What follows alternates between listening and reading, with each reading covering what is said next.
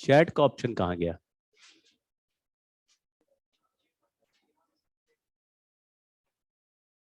है जी?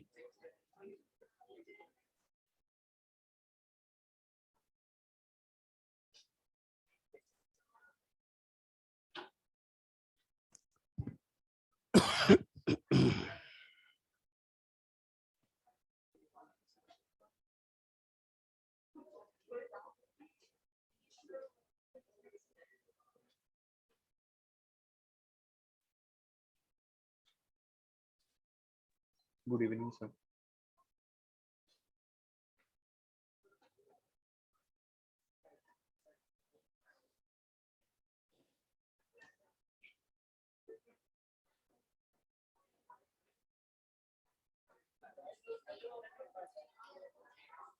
हाँ भाई, ये तो यहाँ छूट गया है। क्या कह रहे हो? ये वाली बंद कर दे क्या? इसको ऑन करे? भाई ये बंद ना हो जाए। ज्यादा चमक रहा है क्या ये वाला? ये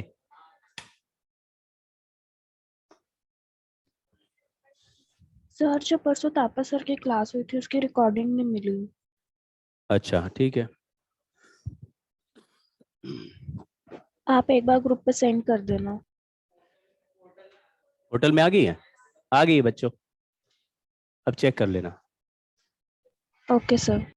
पहले नहीं थी, बाद में आई है, मालूम है?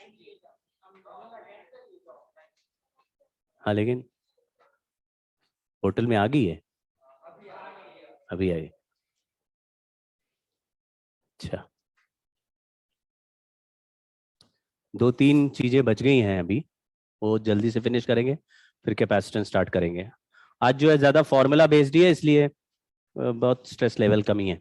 और अम, ये पार्ट ज्यादा पूछा भी नहीं गया है, इसलिए बहुत ऐसा स्ट्रेस नहीं है कि इसमें हजारों सवाल करने हैं। बस 1-2 क्वेश्चंस करके 1-2 फॉर्मूले इंपॉर्टेंट है वो करके देख लेंगे। हाँ ये रहा।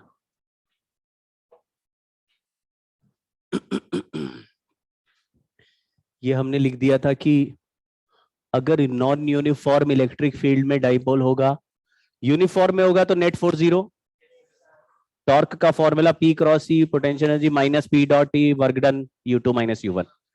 तो ये 3 फॉर्मूले सेम लगाने हैं अभी भी, लेकिन फोर्स के फॉर्मूले में थोड़ा चेंज है। तो जो इलेक्ट्रिक फील्ड यूनिफॉर्म नहीं होगा तो इलेक्ट्रिक फील्ड डिस्टेंस के साथ बदल रहा होगा, तभी तो यूनिफॉर्म नहीं है। अगर चेंज हो रहा है तो यूनिफॉर्म नहीं है। तो यूनिफॉर्म नहीं है और चेंजिंग है तो डिफरेंशिएट करके डाइपोल मोमेंट से मल्टीप्लाई हो जाएगा। ठीक है, तो एक एग्जांपल कर लेते हैं।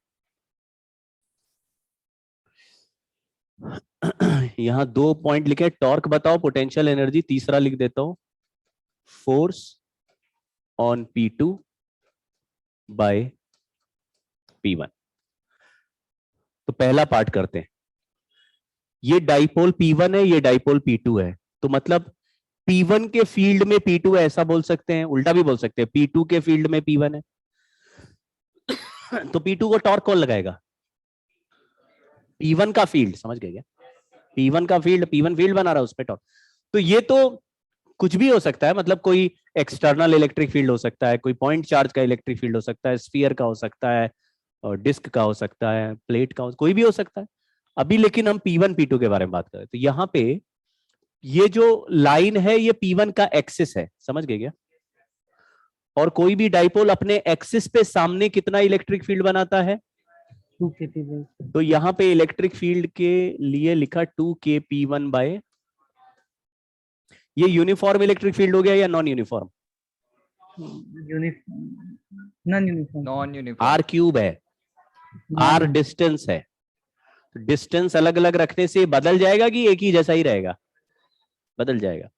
बदल रहा है तो यूनिफॉर्म हो गया, नॉन यूनिफॉर्म हो गया ना। इलेक्ट्रिक फील्ड और डाइपोल के बीच में कितना एंगल लग रहा है यहाँ पे? जीरो। जीरो। टॉर्क का फॉर्मूला होता है P क्रॉस C यानी PE साइन थीटा। आंसर आ गया जीरो। समझ गए? क्योंकि साइन थीटा जीरो हो गया। समझे क्या? फॉर्मूला यही रहा, साइन थीटा जीरो हो गया। पोटेंशियल एनर्जी का फॉर्मूला होता है, अब देखो वैल्यू लिख रहा हूं, -P2 2K P1 बाय, और कॉस जीरो लिख दिया। ठीक है? अरे एंगल कितना है? एंगल जीरो है तो कॉस जीरो लिख दिया। वहां पे क्यों नहीं लिखा? वहां पे भी साइन जीरो ही लिखा था, वो जीरो हो गया। यहाँ पे जीरो नहीं हो रहा, कॉस जीरो 1 हो गया। तो क्या आंसर आ गया?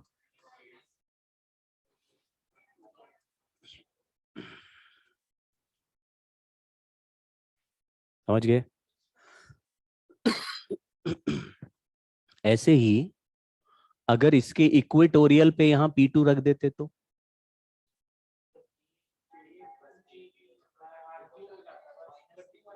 हाँ, 2 की जगह यहाँ पे KP/R³ वाला बस, बड़ा एंगल 180 हो जाता।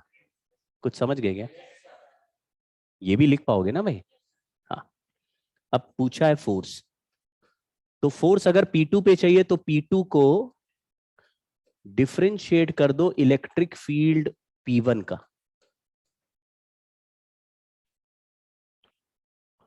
यही फॉर्मूला मैंने लिखा है।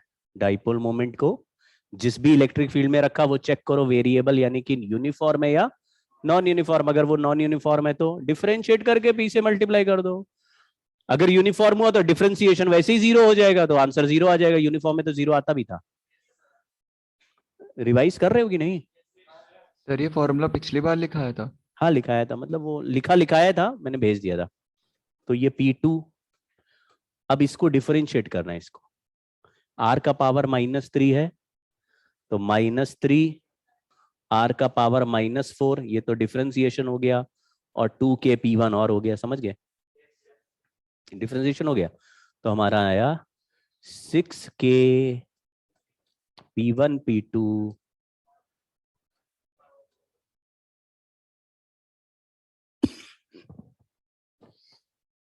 ये सवाल मैंने देखा अभी, ये क्वेश्चंस भी पूछ नहीं रहे, मतलब यहां तक भी पहुंचा नहीं है अभी कहानी। एक जगह मैंने सवाल देखा कि ये पूछा था कि force between two dipole proportional to R का पावर n का वैल्यू बताओ। क्या आंसर है? -4। वहां तक पहुंचे हैं अभी। एक्सप्रेशन भी पूरा नहीं पूछ रहे, लेकिन एक्सप्रेशन भी आ गया आपको। अगर किसी और टाइप का फील्ड रख दे, मतलब नॉन यूनिफॉर्म होना चाहिए। जैसे एक स्फीयर ले लिया, रो डेंसिटी का स्फीयर है, उसके सेंटर से अंदर R डिस्टेंस पे एक डाइपोल रख दिया P1। पूछा बताओ इस स्फीयर की वजह से डाइपोल पे फोर्स। तो किसी स्फीयर का फील्ड अंदर क्या होता है? तो आप बोलते हैं ρr/, ये क्या हो गया? इस इलेक्ट्रिक फील्ड को डिफरेंशिएट कर पाओगे? नहीं कर पाओगे? कर लेना, फिर P1 से मल्टीप्लाई कर देना। खेल यही चलता रहेगा। जिस फील्ड में रख रहे हो वो वेरिएबल है या हर जगह एक जैसा है? एक जैसा तो फोर्स जीरो लिख दो, और अगर वेरिएबल है तो उसका वेरिएशन होगा ना, कुछ फंक्शन होगा, एक्स वाई जेड का कोई फंक्शन होगा। नहीं तो आर के साथ फंक्शन होगा, आर के साथ है तो आर के साथ डिफरेंशिएट करके P मल्टीप्लाई कर दो। एक्स वाई जेड है तो फिर मैंने थोड़ा और एडवांस वर्जन ऑफ फॉर्मूला लिखा हुआ। यहां तक ही नहीं पहुंच रहे अभी, तो मतलब यही नहीं पहुंचे अभी, ये तो बहुत ही एडवांस वर्जन है। ठीक है ना? तो लिख दिया है, लेकिन पहले वही थोड़ा प्रैक्टिस कर लेंगे। आज जो है 2-4 फॉर्मूले एनर्जी के हम लोग पढ़ने वाले। एनर्जी पहले भी हमने पढ़ा हुआ है। पोटेंशियल एनर्जी फॉर्मूला था K(Q1Q2/R). उसमें आपको याद होगा K(Q1Q2/R) में दोनों पॉइंट चार्ज होते थे और दोनों की एक एनर्जी होती है। मतलब ये Q1 की नहीं होती है, ये Q2 की भी नहीं होती है, Q1 Q2 की। इसका नाम थोड़ी देर के लिए बदल के इंटरैक्शन एनर्जी हम रखेंगे, यानी कि दो आपस में इंटरैक्ट कर रहे हैं और उनकी एक इंटरैक्शन एनर्जी है K(Q1Q2/R). ठीक है? बट वो एनर्जी है कहां, मतलब कहां स्टोर है? तो थोड़ा सा रिसर्च करके लोगों ने पता लगाया कि एनर्जी स्टोर कहां पे होती है? जहां पे चार्ज इलेक्ट्रिक फील्ड बनाते हैं वहां इलेक्ट्रिक फील्ड में ही एनर्जी स्टोर हो जाती है। ठीक है, तो इलेक्ट्रिक फील्ड तो किसी भी चार्ज के चारों तरफ होता है, तो क्या हर चार्ज के चारों तरफ कुछ एनर्जी स्टोर्ड रहती है? जैसे Q1 Q2, अगर मैंने दो चार्ज आपको दे दिया, आपने फॉर्मूला बताया K Q1 Q2 bye R, मैंने बोला ये जो एनर्जी इलेक्ट्रिक फील्ड में है, तो अगर मैं चार्ज नहीं देके इलेक्ट्रिक फील्ड दे दूं तो भी क्या एनर्जी कैलकुलेट हो पाएगी? तो एक ऐसा फॉर्मूला बना रहे जो चार्ज के टर्म्स में नहीं है, इलेक्ट्रिक फील्ड के टर्म्स में। समझ गए? इलेक्ट्रिक फील्ड बनाएगा कौन? चार्ज। चार्ज बनाएंगे। उस चार्ज की वजह से जो एनर्जी है वो दिख रही है, लेकिन चार्ज ने जो इलेक्ट्रिक फील्ड बनाया उस इलेक्ट्रिक फील्ड में कितनी एनर्जी है। अब ये वॉल्यूम डिस्ट्रीब्यूशन जैसा है, तो इसमें फॉर्मूला देखो, ये याद रखना है, इसको डेराइव नहीं कर रहे। देखो लिखा हुआ है एनर्जी डेंसिटी। एनर्जी डेंसिटी का मतलब होता है एनर्जी पर यूनिट वॉल्यूम, और इसका फॉर्मूला है small u equal to 1/2 epsilon naught E square. बस इतना ही है। कैसे आया? डिराइव कर सकते हैं, मतलब कुछ सर्टेन केसेस में, लेकिन ये जनरल है। ये ई क्या है? किसका इलेक्ट्रिक फील्ड है? कोई भी इलेक्ट्रिक फील्ड है, तो उस इलेक्ट्रिक फील्ड में स्टोर्ड एनर्जी का आंसर आ जाएगा। ये इलेक्ट्रिक फील्ड कौन बना रहा है उससे फर्क नहीं पड़ता, कोई भी बनाए, अगर इलेक्ट्रिक फील्ड है तो वहां एनर्जी स्टोर्ड है। तो ये कुछ आपको ऐसा फीलिंग देगा कि एनर्जी स्पेस में स्टोर रहती है, यानी जहां चार्जेस रहते हैं वहां चार्ज के चारों तरफ इलेक्ट्रिक फील्ड रहती है, उसी जगह पर सभी जगह पर एनर्जी स्टोर्ड रहती है। और किसी भी जगह पर एनर्जी कैलकुलेट करने के लिए हमको स्पेस में वॉल्यूम दिया जाएगा। जैसे अगर मैंने बोला एक पॉइंट चार्ज यहां है, उससे r डिस्टेंस पे एक छोटा सा वॉल्यूम दे दिया, बोला इतने छोटे से डिब्बे में एनर्जी है कि नहीं, तो आप बोलेंगे बताओ उस पॉइंट चार्ज का इलेक्ट्रिक फील्ड इस डिब्बे के अंदर घुस रहा होगा कि नहीं घुस रहा होगा? अगर यहां पे है तो इस डिब्बे में एनर्जी स्टोर्ड है। तो क्या केवल इसी में है? अरे आप बोलो सब जगह है, लेकिन उस एनर्जी का कुछ ना कुछ पार्ट इस वॉल्यूम में भी होगा, कुछ पार्ट इस वॉल्यूम में भी होगा, कुछ पार्ट इस वॉल्यूम में भी होगा, सब जगह अलग अलग होगा। तो ये वॉल्यूम डिस्ट्रीब्यूशन ऑफ एनर्जी कुछ कुछ हमको बताएगा। दूसरा फॉर्मूला टोटल एनर्जी स्टोर्ड, जिसको हम पोटेंशियल एनर्जी बोलते थे, अब उसका फॉर्मूला हो जाएगा इंटीग्रेशन u dv। ये वॉल्यूम है और ये u ये वाला है, मतलब ऐसा 1/2 epsilon naught E square into dv। ये अगर इलेक्ट्रिक फील्ड यूनिफॉर्म है तो एनर्जी का फॉर्मूला, अगर ये इलेक्ट्रिक फील्ड यूनिफॉर्म है तो half epsilon not D square constant हो गया, ये बाहर आ जाएगा, इंटीग्रेशन डीवी बस वॉल्यूम बन जाएगा, तो ये हो जाएगा half epsilon naught E square into volume. अब डीवी नहीं, डीवी मिलके पूरा वॉल्यूम बन गया। इसका मतलब समझना, मान लो कि इस रूम में हर जगह इलेक्ट्रिक फील्ड का वैल्यू 5 है, मतलब यहां भी 5 है, यहां भी 5 है, यहां भी 5 है, पूरे रूम में इलेक्ट्रिक फील्ड है, हर जगह वैल्यू 5 है। कैसा हो गया? यूनिफॉर्म हो गया, हर जगह वैल्यू 5 है। मैंने बोला इस रूम का वॉल्यूम अगर 100 मीटर क्यूब है, मान लो इस रूम का वॉल्यूम 100 मीटर क्यूब है, तो इस रूम में कितनी एनर्जी स्टोर है? ऐसा नहीं बोला कि इस रूम के बाहर इलेक्ट्रिक फील्ड नहीं है, इस रूम में इलेक्ट्रिक फील्ड 5 है, बाहर भी 5 है, उधर भी 5 है, ऊपर भी 5 है, लेकिन हमने ऊपर नहीं पूछा, किस में पूछा? इस रूम के वॉल्यूम में कितनी एनर्जी स्टोर है। समझ गए क्या? तो आपको केवल किस वॉल्यूम से ही मल्टीप्लाई कर देना है? इस रूम के वॉल्यूम, जितने पूछा। अगर मैं बोला आधे रूम में कितना एनर्जी स्टोर है, तो आप 50 से मल्टीप्लाई करो, तो भाई पूरा रूम 100 या आधा रूम 50 का हो गया। समझ गए क्या? तो कितने वॉल्यूम में पूछा, ये तो स्पेस डिस्ट्रीब्यूशन जैसा पिक्चर दिख रहा है कि कहां पर पूछा जा रहा है, किस जगह पर। ठीक है, तो अगर स्पेस वाइज आपको कभी पूछा जाए कि इस चार्ज की वजह से इस जगह पर कितनी एनर्जी स्टोर्ड है, तो आप कहेंगे उस जगह पर इलेक्ट्रिक फील्ड है कि नहीं है। अगर है तो किस फॉर्मूले में वैल्यू रख दो? Half epsilon D square DV. लेकिन इलेक्ट्रिक फील्ड वेरिएबल हुआ तो डिफरेंशियल वॉल्यूम पर इंटीग्रेट करना पड़ता है, फिर से यहाँ ये यहां तक ही नहीं पहुंच रहे। ये फॉर्मूला इंपॉर्टेंट है, आगे यूज होगा, इसलिए मैंने बता दिया। यहां तक ही नहीं पहुंच रहे अभी एग्जाम में, इंटीग्रेशन तो होना ही नहीं है, तो हम लोग सेफ हैं यहाँ। तो अभी इसका मैं एक दो सवाल करके दिखा रहा हूं। मामला सिंपल है, इसलिए देखते ही आपसे सॉल्व हो जाएगा। बताना जरा, ये चार्ज प्लस क्यू का एक प्लेट है, यहां प्लस क्यू है, तो यहां कितना होगा?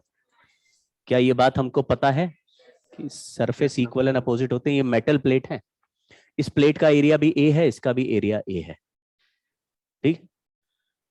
इसके बीच में इलेक्ट्रिक फील्ड होगा कि नहीं होगा? होगा ना, आपको आइडिया है? ऐसे बहुत सारे प्लेट्स बनाते थे, मान लो ऐसे बहुत सारे प्लेट्स बनाए, मैंने बोला एक सरफेस पे चार्ज है +7, तो तुमने बोला सामने वाले पे है -7, उसके पीछे पे चार्ज है +3, तो उसके सामने पे हो गया -3। ऐसे बहुत सारे प्लेट्स हैं, तो +7 और -7 के बीच में इलेक्ट्रिक फील्ड अलग होगा, कितना होगा?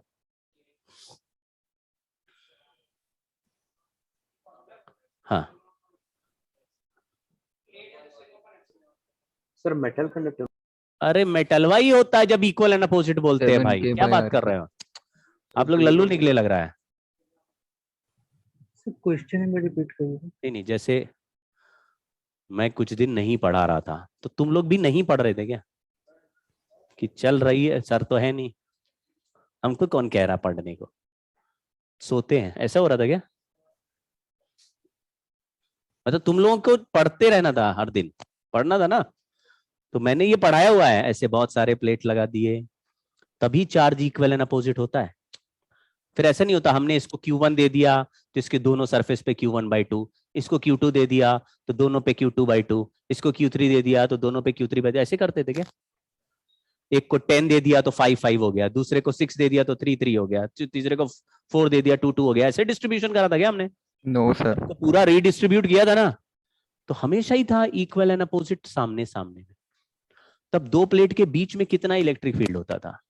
σ/ε0 होता था। सिग्मा के लिए वही चार्ज रिस्पॉन्सिबल है जो बाजू बाजू में दिख रहा है, तो 7 वाले पे कितना इलेक्ट्रिक फील्ड होगा?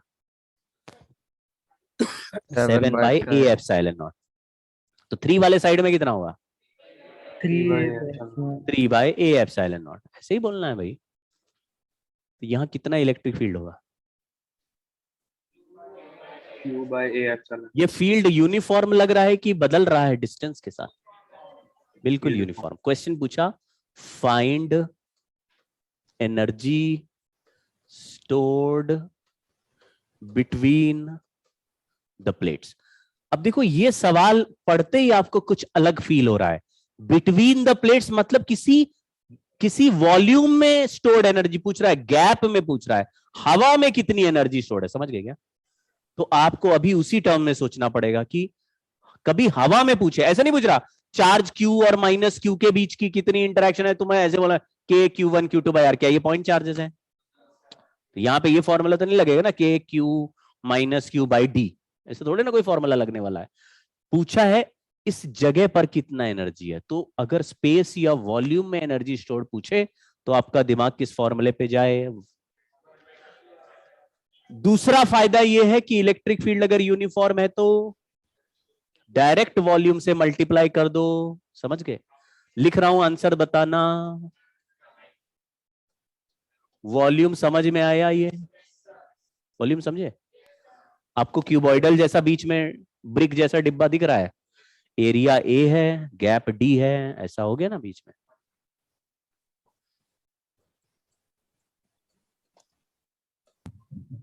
सर हाँ जी, सर ये जो एनर्जी है पोटेंशियल एनर्जी है या फिर उसके अलावा कोई और एनर्जी स्टोर है? हाँ जी, सर ये जो एनर्जी है ये पोटेंशियल एनर्जी है या पोटेंशियल फिर एनर्जी है। हाँ जी, पोटेंशियल एनर्जी है। तो उसके अलावा और कोई एनर्जी स्टोर नहीं हो सकता? नहीं नहीं नहीं, मतलब जो एनर्जी कॉन्फ़िगरेशन ऑफ सिस्टम में स्टोर्ड है उनका नाम ही क्या रखा हुआ है हमने? पोटेंशियल एनर्जी, ठीक है? तो mgh पोटेंशियल एनर्जी होती है ग्रेविटेशन, लेकिन स्टोर कहां होती है? ग्रेविटेशन फील्ड में। तो वो जो mgh हम लिख देते हैं वो कहां स्टोर होती है? कोई अलग से पॉकेट थोड़ी ना उसका, वो उसके पूरे सिस्टम में जो ग्रेविटेशन फील्ड बन रही है वहीं पे स्टोर है।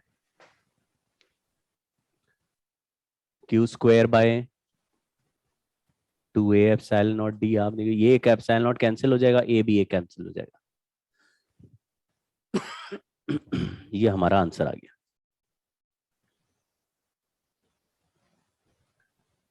इसका यूज आगे आएगा तो कंफ्यूज नहीं होना, आगे डिफरेंट नाम से आएगा।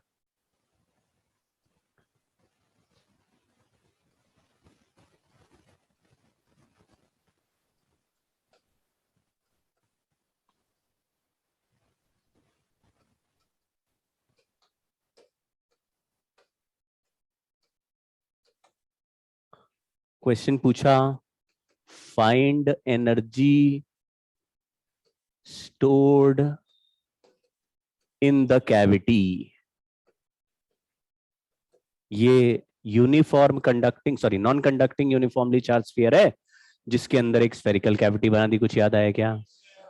कैविटी के अंदर इलेक्ट्रिक फील्ड के बारे में कोई इंफॉर्मेशन है? क्या आंसर होता है? कैसा लग रहा है ये देखने में? यूनिफॉर्म है तो कोई प्रॉब्लम नहीं, अब इसको डायरेक्टली सॉल्व कर देंगे। बोलो आंसर।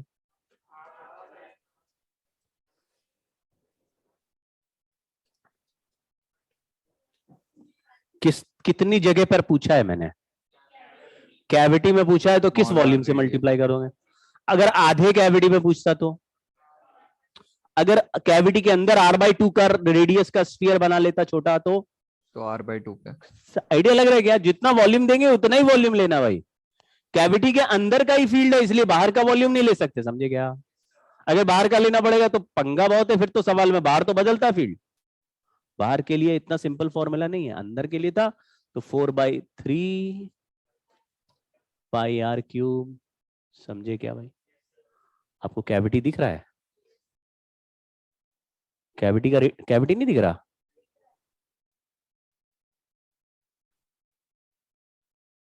नहीं, येलो टी शर्ट कैविटी, उसका रेडियस स्मॉल आर है।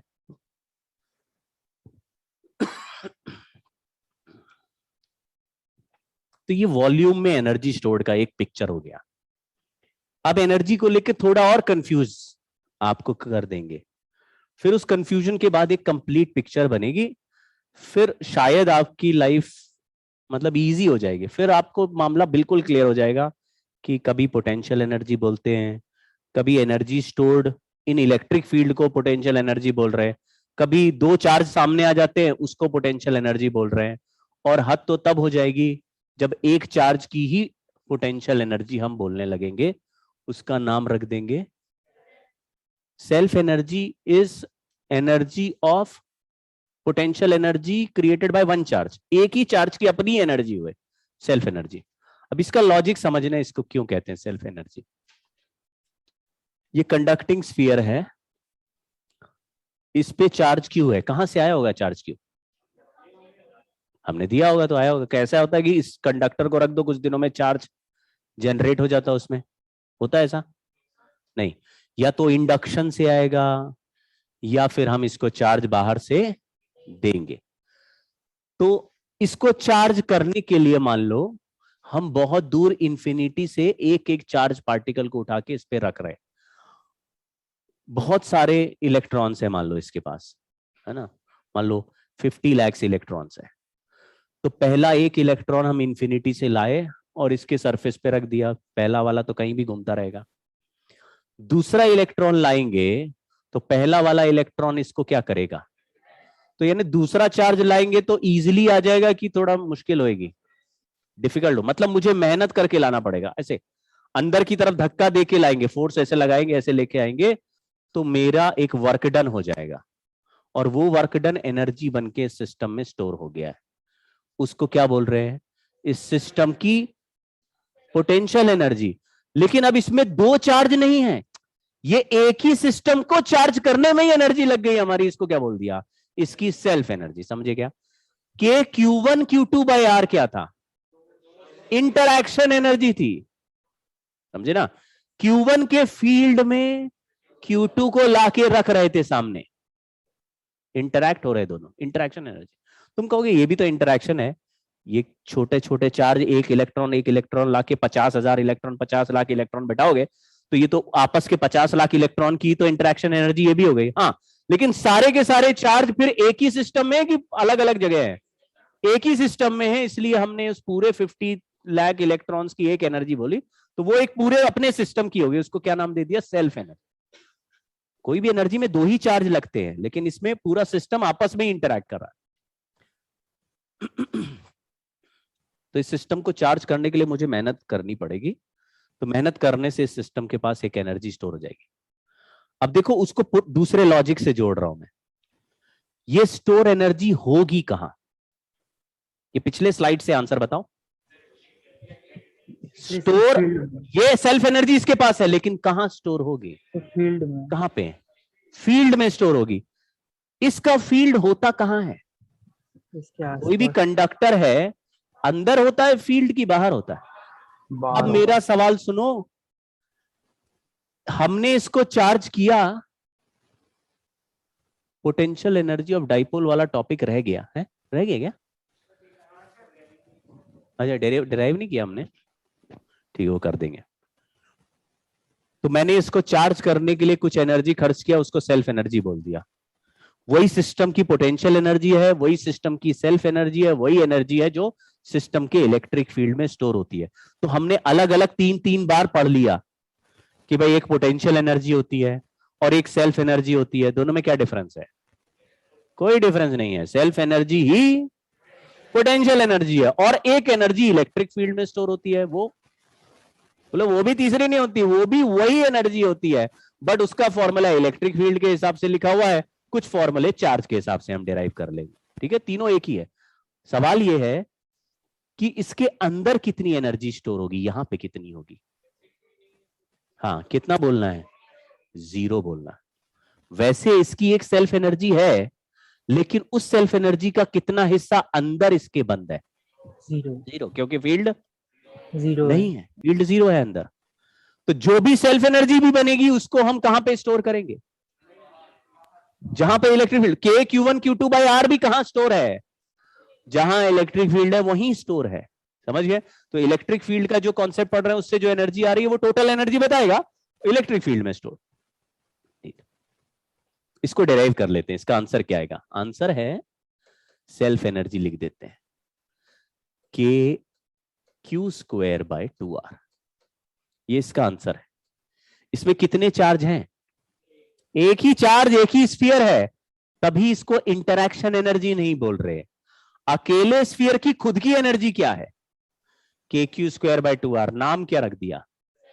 Self energy. स्टोर होगी कहां पे? कंडक्टर है तो बाहर ही होगी, अंदर तो नहीं रह सकती। ठीक, कैसे कैलकुलेट करना समझना। मान लो कि इस कंडक्टर को हम, जिसका इनिशियल चार्ज 0 था, उसको चार्ज करते करते कितने चार्ज तक ले आएंगे? Q। अचानक Q चार्ज नहीं देंगे, छोटे छोटे चार्ज से चार्ज करते करते। मतलब जैसे कि एक स्फीयर पे चार्ज डालना है 5, तो पूरा 5 एक साथ नहीं डाल रहे, वहां से 0.1 लाए, 0.1 डाल दिया, फिर एक 0.1 उठाया, वो डाल दिया, फिर दूसरा 0.1 उठाया, तो इसका धीरे धीरे वैल्यू बढ़ रहा है कि नहीं बढ़ रहा? 0.1, फिर 0.2, फिर 0.3, और भी छोटे कर सकते पार्टिकल, ऐसे छोटे छोटे पार्टिकल डाल डाल के इसका चार्ज बढ़ा रहे। तो ये एक स्फीयर है जिसका रेडियस R है, इस पे अभी तक Q चार्ज आ चुका है। इस Q का इनिशियल वैल्यू क्या था? फाइनली हम कहां तक पहुंचाना चाहते हैं, आप समझ गए ना? मतलब ये मान लो 5 है, ये कुछ 2.1 है, फिर 0.1 डाल देंगे तो 2.2 हो जाएगा, फिर 0.1 डाल देंगे 2. ऐसे बीच का वैल्यू बदल रहा है। और हम जो चार्ज ला रहे हैं इंफिनिटी से ला रहे हैं। इंफिनिटी से इसलिए लाते हैं क्योंकि इंफिनिटी का पोटेंशियल, यानी इनिशियल पोटेंशियल एनर्जी dq की 0 हो जाएगी, तो जो फाइनल होगी वही चेंज, जो चेंज इज फाइनल, है ना? तो ये इंफिनिटी से इस पे चार्ज ला के रख रहा कितना? dq। मतलब इस पे कितना चार्ज पहले से है? हमने dq dq dq करके q बना लिया है, और अब q बनाने के बाद और कितना ला रहे हैं?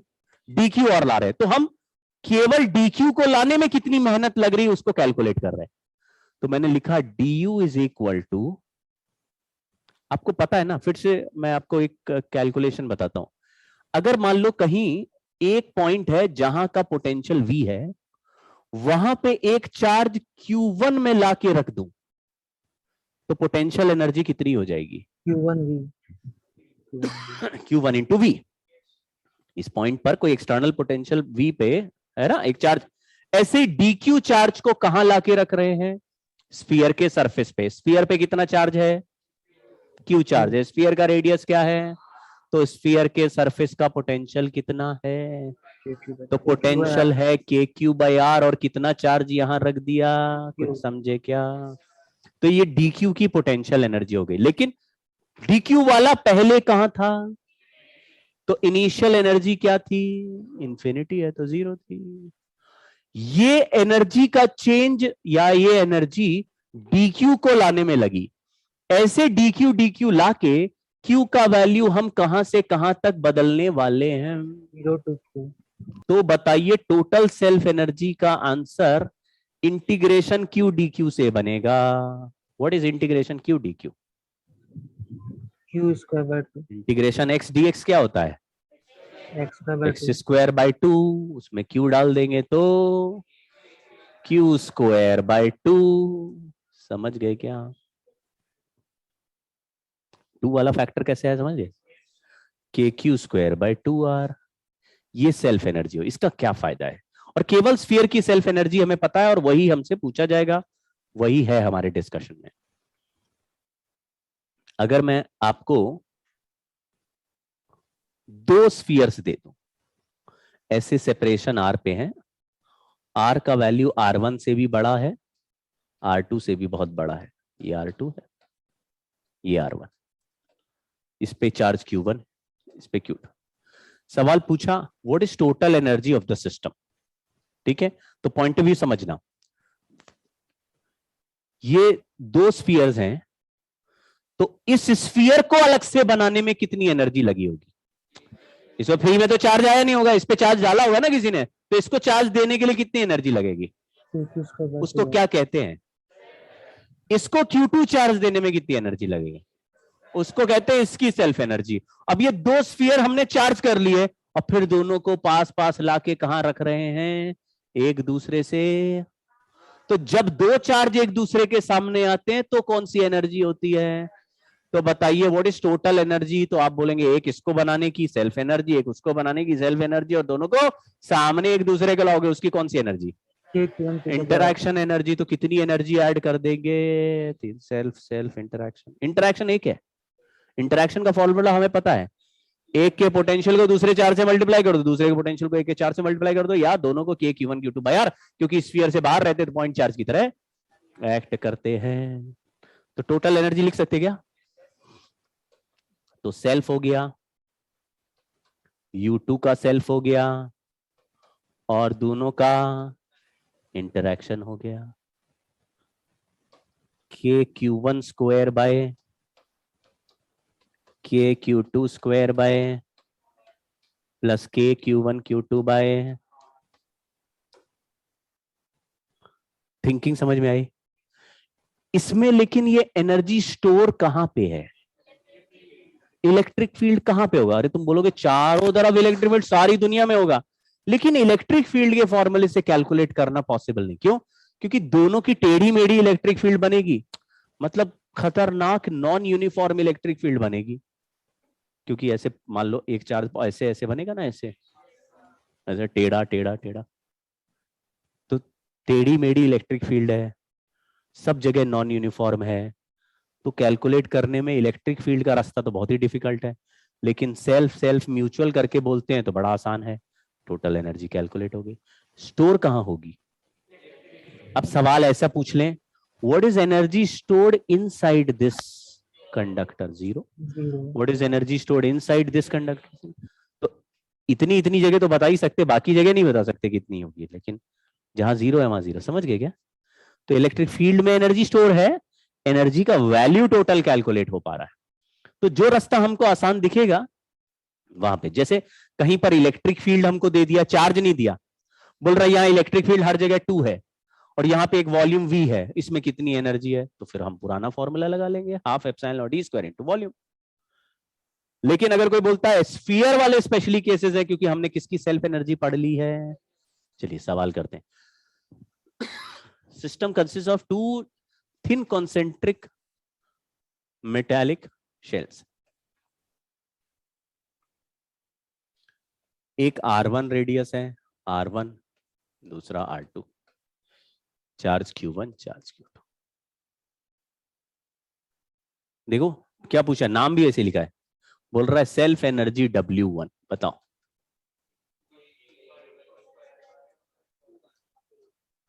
W2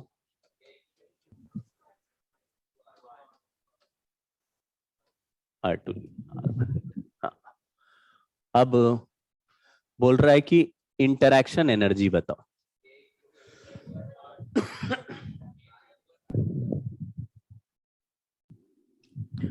जब इंटरैक्शन, तो फिर से मैं आपको याद दिलाता हूं, आप लोग भूल जाते हो। दो चार्ज एक दूसरे के सामने आ जाएं तो इंटरैक्शन एनर्जी लिखने के तरीके हैं कि एक का पोटेंशियल को दूसरे के चार्ज से मल्टीप्लाई कर दो। नहीं समझे? अभी वही कर रहे थे, एक DQ ला के रख रहे थे, तो जहां रखा वहां का पोटेंशियल DQ से मल्टीप्लाई कर दिया। तो ये दो चार्ज है, एक Q1 और एक Q2 है। तो या तो Q2 का पोटेंशियल निकाल के Q1 से मल्टीप्लाई कर दो, या फिर Q1 का पोटेंशियल उस जगह का निकालो जहां Q2 है और उससे मल्टीप्लाई कर दो। दो में से कोई एक ही चीज बोलना है, ठीक है? तो थोड़ी देर के लिए अर्जुन बन जाओ, अंदर का स्फीयर भूल जाओ, नहीं है तो बताओ Q2 का स्फीयर अपने अंदर कितना पोटेंशियल बनाएगा? KQ2/R2। KQ2/R2 अंदर हर जगह कांस्टेंट बनाता है। तो अंदर का चार्ज Q1 अंदर ही तो रखा है, और बाहर वाले की वजह से अंदर हर जगह सेम ही पोटेंशियल है। कितना? KQ2/R2। उतने पोटेंशियल में Q1 चार्ज रखा है, तो पोटेंशियल एनर्जी कितनी हो गई? ठीक है। दूसरा हिंट ये है कि पोटेंशियल निकालते समय कभी भी दो रेडियस का झगड़ा हो जाए, एक रेडियस बोले R1, दूसरा R2, आप कंफ्यूज हो गए क्या लिखें, तो हमेशा बड़ा रेडियस लिखो। ये दो कॉन्सेप्ट मैंने 2 बार बताया आपको। कभी भी चार्ज एनक्लोज्ड के लिए आपको इंटीग्रेशन लगाना पड़े तो दो रेडियस मिलेंगे, एक छोटा एक बड़ा, हमेशा छोटे रेडियस पे इंटीग्रेशन कर दो। जैसे 5 मीटर का स्फीयर है, गॉसियन सरफेस 3 मीटर का बनाया, चार्ज एनक्लोज निकालना है, वे तो 3 के लिए इंटीग्रेट करोगे, 5 के लिए क्यों करोगे? गॉसियन सरफेस 3 का बनाया मतलब 3 का ही एनक्लोज चाहिए, समझे क्या? 5 मीटर का स्फीयर है और 7 मीटर पर फील्ड निकालना है, चार्ज एनक्लोज निकालना है, तो 5 मीटर का स्फीयर है तो चार्ज कितने का निकालोगे? 5 का ही निकालोगे, 7 पे, तो समझ गए क्या? तो गॉसियन सरफेस बनाते हैं तो चार्ज एनक्लोज्ड केवल गॉसियन सरफेस, यानी छोटे जो भी दो रेडियस में छोटा रेडियस वहीं तक इंटीग्रेशन। इंटीग्रेशन लिमिट हमेशा स्मॉलर वैल्यू पे रहेगी, याद आ गया? तो small R less than capital R था तो इंटीग्रेशन लिमिट स्मॉल आर थी, small R greater than capital R था तो स्मॉल आर बड़ा हो गया, कैपिटल आर छोटा हो गया, तो 0 टू कैपिटल आर। रिवाइज करोगे तो याद आएगा भाई। सर ये हाँ सर इसमें वो नेगेटिव Q1 इंड्यूस क्यों नहीं कर रहा उस पे आउटर शेल पे? कर रहा है सर मतलब क्यों नहीं करा रहा उस पे इंड्यूस? कर रहा है, लेकिन हमें उससे फर्क नहीं पड़ रहा क्योंकि ये शेल है, मोटे नहीं है। देखो Q1 का चार्ज कहां रहेगा? Q1 के आउटर, R1 के आउटर सरफेस पे। इसके सामने वाले सरफेस पे कितना चार्ज रहेगा? माइनस Q1 रहेगा। और इसके सबसे बाहर वाले सरफेस पे कितना रहेगा? Q1 प्लस Q2 रहेगा। तो एक्चुअली 3 सरफेस बन गए हैं, एक Q1, दूसरा माइनस Q1 और तीसरा, लेकिन माइनस Q1 का रेडियस क्या है और Q1 प्लस Q2 का रेडियस क्या है? तो जब R2 दोनों का ही रेडियस है तो 2 बार सॉल्व करोगे तो Q2 ही बचेगा। समझ गए सर, समझ गए। है ना? उससे फर्क नहीं पड़ता। तो 3 लोगे तो तुम्हारा नुकसान हो जाएगा, तो तुमको 3 कैलकुलेट करने पड़ेंगे। अगर शेल है तो 2 ही रखो, बहुत सिंपल। इंड्यूस चार्जेस तो हमेशा होंगे, लेकिन आपको अलग अलग नहीं लेने। अगर ये मोटा होता स्फीयर तो 3 ही लेने होते, अलग रेडियस अंदर अलग हो जाता, बाहर रेडियस अलग हो जाता। समझ गए क्या लॉजिक? बहुत बढ़िया। यहां लिखा KQ2/R2 को Q1 से मल्टीप्लाई। इसका उल्टा सोच सकते क्या? थोड़ी देर के लिए Q2 को भूल जाओ, तो Q1 से R2 डिस्टेंस पे पोटेंशियल कितना बनेगा? K Q1/R2। जो बड़ा रेडियस वही लेना होता है, K Q1/R2। तो यहां का पोटेंशियल हो गया K Q1/R2, और यहां का पोटेंशियल क्या हो गया? और यहां का पोटेंशियल क्या हो गया? तो Same होगा। Q2 चार्ज जहां रखा है वहां के हर पॉइंट का पोटेंशियल कितना है? K Q1/R2 इंटू Q2 कर दो, समझे क्या? नीचे क्या आएगा? समझे क्या भाई? इंटरैक्शन एनर्जी है ये सेल्फ एनर्जी है।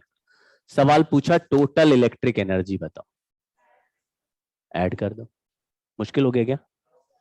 अगर 3 स्फीयर होते तो, यानी 3 शेल्स होते तो, हाँ, तो टोटल निकालने के लिए क्या करते? प्रोसेस बोल दो, लिखना नहीं है। अगर 3 शेल्स होते तो क्या करते? एक और सेल्फ एनर्जी हो जाता, तो 3 सेल्फ एनर्जी हो गया। फिर 2 इंटरैक्शन एनर्जी, कौन कौन से?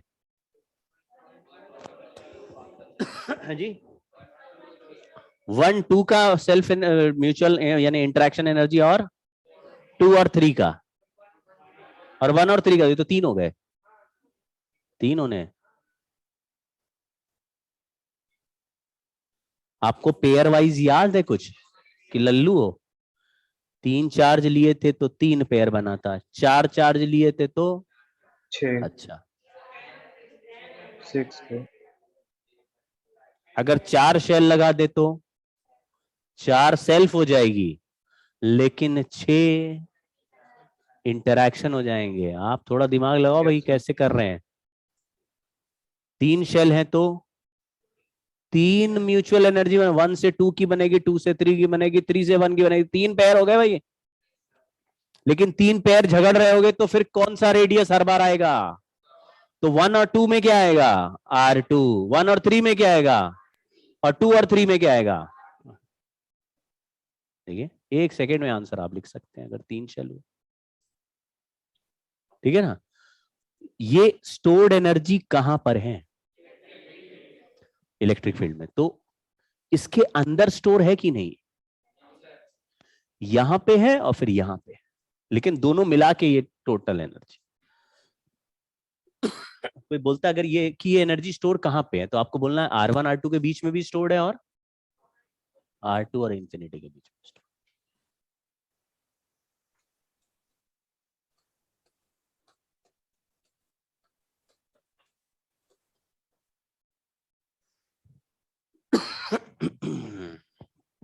चलो भाई, a shell of radius r having charge q1 uniformly distributed over it, a point charge q। अब यहां पे पॉइंट चार्ज की बात जब आती ना, तो एक कंफ्यूजन क्रिएट होता है, इसको हम यहां पे ही डील कर लेंगे। ये जो मैंने सेल्फ एनर्जी का फॉर्मूला निकाला, ये देख के आपको आइडिया लगना चाहिए कि हम पॉइंट चार्ज के लिए सेल्फ एनर्जी क्यों नहीं लिख रहे हैं, क्योंकि रेडियस नीचे बैठा हुआ है। पॉइंट चार्ज के लिए रेडियस क्या होगा? 0। कभी ऐसा सुना है कि छोटा पॉइंट चार्ज बनाना है या बड़ा पॉइंट चार्ज बनाना है? ऐसा होता है क्या? स्फीयर छोटा और बड़ा हो सकता है, समझे ना? मैंने बोला कि ये छोटा स्फीयर बनाओ, एक बड़ा स्फीयर बनाओ, लेकिन छोटा पॉइंट चार्ज और बड़ा पॉइंट चार्ज होता है क्या? सभी का रेडियस क्या है? 0। अगर 0 रेडियस रखेंगे तो अनडिफाइंड हो जाएगा। तो पोटेंशियल एनर्जी यानी सेल्फ एनर्जी पॉइंट चार्ज की होती है कि नहीं होती है? होती है, लेकिन हम उसको कैलकुलेट कर नहीं सकते। तो जब 2 चार्जेस हम एक दूसरे के सामने ला रहे थे, तो हम केवल K Q1 Q2/R वाला ही फॉर्मूला लिख रहे थे। उसका 2 रीजन थे। एक तो हम ये इनको कैलकुलेट ही नहीं कर सकते, ये पॉइंट चार्ज की सेल्फ एनर्जी। जब 2 स्फीयर ला रहे, देखो यहां पे 2 स्फीयर ला रहे, तो हमने क्या लिखा? Self energy and interaction. लेकिन जब 2 पॉइंट चार्ज ला रहे हैं तो सेल्फ एनर्जी लिखी नहीं रह गई, उसकी तो सेल्फ एनर्जी इनफाइनाइट है। दूसरा रीजन ये है कि पॉइंट चार्ज दूर और पास चले गए, तो पॉइंट चार्ज का क्या साइज बदल गया, तो उनकी सेल्फ एनर्जी में कभी कोई चेंज आएगा? Point charge will always remain point charge, तो उनकी जितनी सेल्फ एनर्जी पहले उतनी ही। तो वो जब K1 + U1 = K2 + U2 करोगे, तो U1 U2 में सेम फैक्टर में कैंसिल हो जाएंगे, तो उसमें केवल इंटरैक्शन एनर्जी ही चेंज हो रही थी। हम वही लिख रहे थे, लेकिन स्फीयर के केस में स्फीयर का साइज हम बदल सकते हैं। देखो जरा सवाल, ये क्वेश्चन यही है, और आपको स्फीयर के केस में ऐसे सवाल बनाए जा सकते हैं। तब आपको दिमाग में रखना है कि यार स्फीयर मतलब साइज चेंज होने से सेल्फ एनर्जी भी बदलती है। तो देखिए, एक Q1 चार्ज का R1 रेडियस का स्फीयर है जिसके सेंटर पे चार्ज Q है। फिर मैंने इस स्फीयर को R1 रेडियस से बदल के R2 रेडियस का कर दिया। सेंटर पे चार्ज Q है और स्फीयर का चार्ज Q1 ही है, मतलब हॉलो स्फीयर है। रेडियस R1 से बदल के R2 हो गया। सेल्फ एनर्जी चेंज हो गई होगी कि नहीं? पॉइंट चार्ज की सेल्फ एनर्जी चेंज हुई होगी कि नहीं? नहीं। इसलिए पॉइंट चार्ज की एनर्जी लिखने का कोई फायदा या नुकसान नहीं है, उसको छोड़ दे रहे। फिर पूछा find work done. Work done जब भी निकालना क्या लिखें? समझ गए क्या? U1 में यहां कितने चार्जेस हैं? 2 चार्ज है, तो टेक्निकली एक चार्ज की सेल्फ एनर्जी प्लस और फिर वही लिखना। लेकिन पॉइंट चार्ज की पोटेंशियल एनर्जी सेल्फ एनर्जी हमें मालूम नहीं, मैंने ये लिख दिया U है मान लो, ऐसे मान लिया, प्लस स्फीयर की बोलो के Q1 स्क्वायर बाय 2R2। कोई प्रॉब्लम? सेल्फ एनर्जी हमेशा पॉजिटिव है क्योंकि आपको दिख रहा होगा कि इसमें नेगेटिव चार्ज भी डाले तो भी आंसर प्लस डाले, समझ गए ना? सेल्फ एनर्जी हमेशा पॉजिटिव होती है। सर 2R2 होगा। नहीं ना, ये U1 लिख रहा है भाई। Yes sir. U1 मतलब इनिशियल। Yes sir. बोलो इंटरैक्शन बोलो।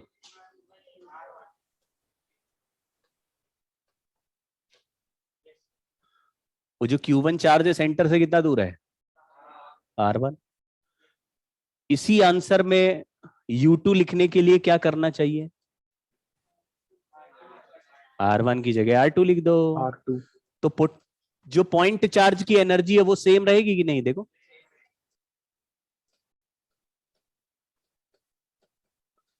ये हो गई सेल्फ, ये हो गई म्यूचुअल। अब इसमें रख दोगे आंसर आ जाएगा।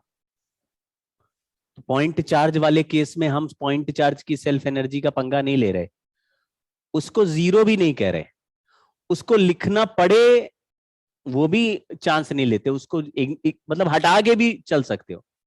तो you don't have to write. इसलिए ज्यादातर सवाल वर्क डन के पूछे जाते हैं, पोटेंशियल एनर्जी के नहीं। क्यों? क्योंकि पोटेंशियल एनर्जी तो डिफाइन करना ही मुश्किल है इस फॉर्मूले से, पोटेंशियल एनर्जी तो इनफाइनाइट हो जाएगी। समझ गए?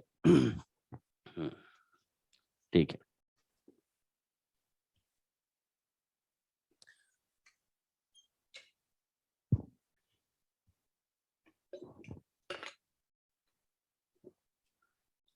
एक रिजल्ट और देख लो, ये बेसन का लड्डू वाला, इसके अंदर चार्ज है, टोटल चार्ज क्यू लिख देते हैं, टोटल चार्ज।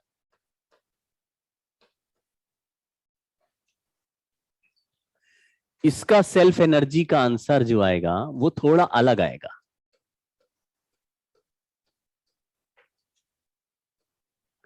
थ्री KQ²/5R कैसे आएगा ये मैं डेराइव नहीं कर रहा इसको। बहुत साल पहले एडवांस में ये सवाल डेराइव कराया है ना? दोनों आ चुके हैं, यानी सेल्फ एनर्जी ऑफ, लेकिन एडवांस में आए हैं, अब नहीं आते किसी में। 100 साल पहले आए थे, तब से अब तक आए नहीं। और हेरोडोव में लेकिन दोनों दिए हुए हैं। ये जो आपने ये सवाल किया ये भी हेरोडोव का है, और ये वाला जो किया ये भी हेरोडोव का है। समझ गए ना? ये जितने कर रहे हो सब हेरोडोव में ही दिया हुआ है। हेरोडोव सुना है नाम? एक बुक होती छोटी सी, बहुत सस्ती बुक होती, पहले हम लोग जब पढ़ते थे 30 रुपए की आती थी, 30 रुपए की। अभी 50-60 की होगी, कितने की होती है? 150 कर दिया, काफी बुढ़ा हो गया मैं। अभी बहुत अच्छी बुक होती है, एडवांस सर जो पिछली बार करते हैं इसमें उनको पढ़नी चाहिए, मतलब उनको करना चाहिए सवाल।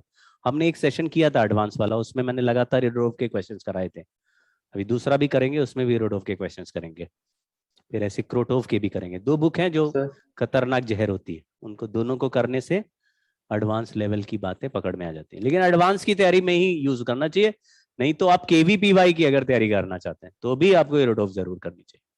केवीपीवाई बहुत ही एकदम इजीली हो जाएगा आपसे अगर इरोडोव करके गए तो। उसके सवाल डायरेक्टली आते हैं, इरोडोव के ही सवाल डायरेक्टली केवी में टक टक टक टक लगातार। तो हो सकता है सारे ही सवाल आपको इरोडोव के मिल जाए, बस वो छोटे छोटे ऑब्जेक्टिव होते हैं, मारते चलो। सर तो आज क्या 10 बजे से क्लास फिर से स्टार्ट होगी रात वाली? आज नहीं करेंगे, आज तो बहुत गला खराब है। कर देंगे, मतलब इस वीकेंड पे गला ठीक हो गया तो कर देंगे। अभी तो स्कूल की छुट्टियां चल रही होंगी, और छुट्टियां नहीं भी हो तो क्या मतलब है, कर लो क्लास। अब मैं ज्यादा लेकिन टेंशन नहीं लूंगा। पहले मैं थोड़ा सा क्या हो जाता मुझे लल्लू बना देते हैं बच्चे, मैं बन भी जाता हूँ कि अरे सर हमारा वहाँ कोचिंग है, अरे सर हमारा वो स्कूल है, अरे सर हमारा ये है, और मैं बन भी जाता हूँ। अब लेकिन ऑप्शन है यार, जो नाटक कर रहा है वो नहीं करे क्लास, रिकॉर्डिंग भी जाती है वैसे भी, रिकॉर्डिंग देख लो। और जिसको अगर नहीं करने का मन है तो फिर बहाने मत मारो, मैं कर दूंगा क्लास, है ना। पोपट तब होता है जब कोई लाइव आया ही नहीं सभी रिकॉर्डिंग के लिए बैठे तो मजा नहीं आता। तो दो चार जो है बी आ गए तो मैं पढ़ा दूंगा। A charge q is uniformly distributed over spherical volume और radius r। अब देखो सवाल में स्पेस में पूछ रहा है, एक r रेडियस का बेसन का लड्डू है जिसमें चार्ज q है, इसने एनर्जी स्टोर कहां पे कर रखी है? अब आप कहेंगे जी जहां पर फील्ड होता है, और फील्ड कहां होता है? ये तो नॉन कंडक्टर है, अंदर ही होता है क्या फील्ड? बाहर भी होता है और अंदर भी होता है। कंडक्टर में अंदर कितना था? जो भी था बाहर था, इसमें अंदर भी है और बाहर भी है। सवाल पूछा है अलग अलग। मैंने आपको जो बताया वो बताया टोटल एनर्जी, जो सेल्फ एनर्जी है वो, उसका आंसर है ये टोटल है। इस क्वेश्चन में टोटल नहीं पूछा, क्या पूछ लिया कि इसके बाहर की जगह में कितना एनर्जी स्टोर है और अंदर कितना है। तो जरा बताओ आउटसाइड कितना है? ऐसा क्यों?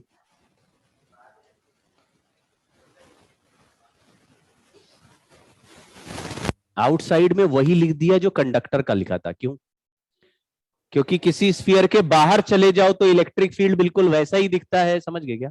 कंडक्टिंग स्फीयर के बाहर जाने से इलेक्ट्रिक फील्ड पॉइंट चार्ज जैसा, नॉन कंडक्टिंग के बाहर गए तो भी इलेक्ट्रिक फील्ड, तो बाहर का पॉइंट इलेक्ट्रिक चार्ज। फील्ड दोनों का सेम है। अच्छा, बाहर ये रेडियस आर है, तो बाहर की दुनिया कहां से कहां तक है? आर से लेकर इंफिनिटी। तो कंडक्टर के बाहर की दुनिया कहां से कहां तक थी? आर से इंफिनिटी। और नॉन कंडक्टर की बाहर की दुनिया कहां है? तो जगह भी सेम है, वॉल्यूम सेम है, और फील्ड का फॉर्मूला भी सेम है। कुछ थोड़ा थोड़ा आइडिया लग रहा है? इलेक्ट्रिक फील्ड कहां एनर्जी स्टोर करता है? इलेक्ट्रिक फील्ड में करता है, और बाहर दोनों की इलेक्ट्रिक फील्ड सेम है, और बाहर की दुनिया का जो वॉल्यूम है वो भी सेम है। तो एनर्जी किसकी ज्यादा होगी? तो बाहर की एनर्जी कितनी आ गई है? ये सेम एज कंडक्टिंग स्फीयर। लेकिन टोटल एनर्जी कितनी है? तो इनसाइड वाली एनर्जी कैसे नहीं 3/5 में से माइनस कर देते हैं।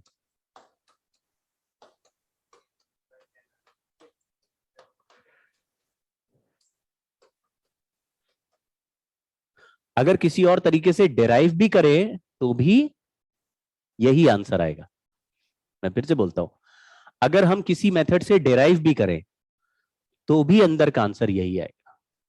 ठीक है, तो डिराइव करने के तरीके हैं, अंदर का एनर्जी निकालने का तरीका है half epsilon not T square को 0 to r इंटीग्रेट करूंगा तो अंदर की एनर्जी आ जाएगी, वो यही आएगी। उसको इस बाहर वाली एनर्जी से ऐड करके लिखेंगे तो 3/5 आ जाएगा। मतलब समझ गए ना, कोई एक ही डिराइव करना होता है। ठीक है,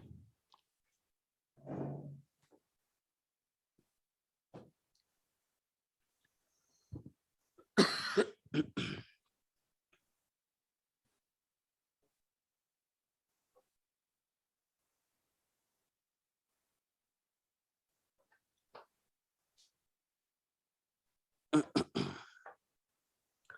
देखो इसको, कैपेसिटेंस चैप्टर की जरूरत क्या है ना, क्यों आ गया? पहले नहीं था कभी, पहले मतलब हमारी आज तक की लाइफ में ये कैपेसिटेंस नहीं आया शब्द, कभी आया क्या? आपने कभी नहीं पढ़ा होगा। हमने बचपन में चार्ज के बारे में पढ़ा, थोड़ा बहुत तो पढ़ा ही है बचपन में। चार्ज पॉजिटिव होता है, नेगेटिव होता है, अट्रैक्ट करते हैं, रिपेल करते हैं, फोर्स लगाते हैं। हो सकता है किसी किसी ने कूलम्स लॉ भी थोड़ा बहुत पढ़ा हो कि के Q1 Q2 by are square होता है, डिस्टेंस बढ़ाने से फोर्स घट जाता है। ये सब थोड़ा बहुत पढ़ा हुआ है, 10th में पढ़ा होगा। और फिर हमने करंट इलेक्ट्रिसिटी वाला चैप्टर भी पढ़ा, V is equal to I R, पढ़ा कि नहीं पढ़ा? वो 12th में भी है ना?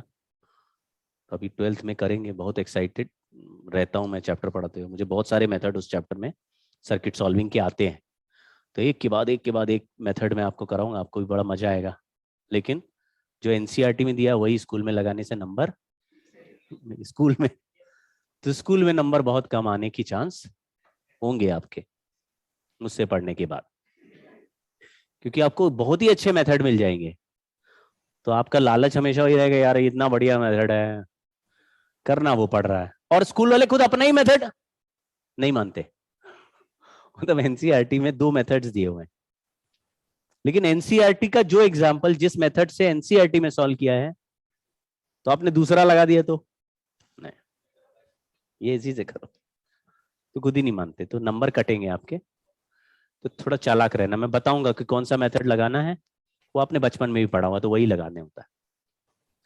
कैपेसिटेंस कभी नहीं आता है ना, क्योंकि कैपेसिटेंस केवल एक्सटेंशन है अभी जो इलेक्ट्रोस्टैटिक्स हम पढ़ के आए, बस ये इलेक्ट्रोस्टैटिक ऑफ कंडक्टर है। तो कैपेसिटेंस जिस ऑब्जेक्ट के पास होता है उसका नाम कैपेसिटर है। जैसे एक प्रॉपर्टी होती है ना रेजिस्टेंस, तो रेजिस्टेंस जिसके पास है उसको रजिस्टर कहते हैं। अब दुनिया में कोई भी वायर को रेजिस्टेंस कह सकते हो, बस हर वायर का रेजिस्टेंस अलग अलग होगा। किसी का 1 ओम होगा, किसी का 2 ओम होगा, किसी का 5 ओम होगा, कुछ समझ गए क्या? बट हर वायर का कुछ ना कुछ रेजिस्टेंस होगा, और वो उसकी अपनी प्रॉपर्टी होगी। जब तक वायर ऐसे का ऐसा है, जैसे तुमने वायर को काट दिया तो रेजिस्टेंस बदल जाएगा, अब टुकड़ा रह गया उसका रेजिस्टेंस अलग है। तुमने खींच के लंबा कर दिया तो रेजिस्टेंस बदल जाएगा। ये सब पढ़ा हुआ हमने बचपन में, थोड़ा बहुत पढ़ते हैं ना, वो अभी आएगा, हम लोग फिर से पढ़ेंगे। कुछ वैसा ही प्रॉपर्टी, मतलब सिमिलर नहीं, कुछ वैसा ही प्रॉपर्टी कैपेसिटेंस बनाया है। हर कंडक्टर को अभी अभी जैसे हमने स्फीयर को चार्ज किया, एक स्फीयर को चार्ज दे दो Q, तो उसके सरफेस का पोटेंशियल हो जाता है KQ/R। KQ/R यानी ज्यादा चार्ज दोगे तो ज्यादा पोटेंशियल बनेगा, कम चार्ज देंगे तो कम पोटेंशियल बनेगा। यानी चार्ज और पोटेंशियल आपस में प्रोपोर्शनल हो गए। प्रोपोर्शनल डायरेक्टली प्रोपोर्शनल है KQ/R। तो क्या केवल स्फीयर पे ही चार्ज दिया जा सकता है क्या कंडक्टर? अगर स्फेरिकल कंडक्टर ना हो, टेढ़ा मेढ़ा कंडक्टर, मेटल का कोई बॉडी है टेढ़ी मेढ़ी, उसको चार्ज देंगे तो चार्ज सरफेस पे नहीं फैलेगा क्या? फैलेगा तो सरफेस का पोटेंशियल उसका कुछ नहीं होगा क्या? होगा, बट उसका आंसर सिंपल KQ/R जैसा कुछ ना कुछ तो होगा। बट क्या हर कंडक्टर का आंसर हमें पता है? नहीं। इसका दूसरा कहानी समझो। अगर किसी स्फीयर को चार्ज दिया तो स्फीयर ने चारों तरफ इलेक्ट्रिक फील्ड बना दिया, और उस इलेक्ट्रिक फील्ड में एक सेल्फ एनर्जी स्टोर कर दी KQ²/2R। अभी तो पढ़ा हमने फॉर्मूला। क्या ये किसी और शेप के कंडक्टर को चार्ज नहीं किया जा सकता? यस किसी को चार्ज करेंगे तो क्या अपने चारों तरफ इलेक्ट्रिक फील्ड नहीं बनाएगा? तो क्या वो अपने चारों तरफ एनर्जी स्टोर नहीं करेगा? यानी हर कंडक्टर चार्ज भी स्टोर कर सकता है और एनर्जी भी स्टोर कर सकता है पूरे वॉल्यूम में। लेकिन क्या हर एक का फॉर्मूला KQ²/2R करें? तो अगर मैंने किसी एक कंडक्टर के शेप के हिसाब से मान लो कोई फॉर्मूला बना भी दिया, क्या वो फॉर्मूला दूसरे के लिए चलेगा? नहीं चलेगा। तो हर शेप के कंडक्टर के लिए अलग अलग फॉर्मूला बनाना पड़ेगा, जो कि बहुत टाइम, एनर्जी और एफर्ट हमारा खींचेगा। समझ रहे हो ना? मतलब जीवन बीत जाएगा अलग अलग शेप का। किसी ने एक हथौड़ा मार दिया, पिचक गया, लो बदल गया।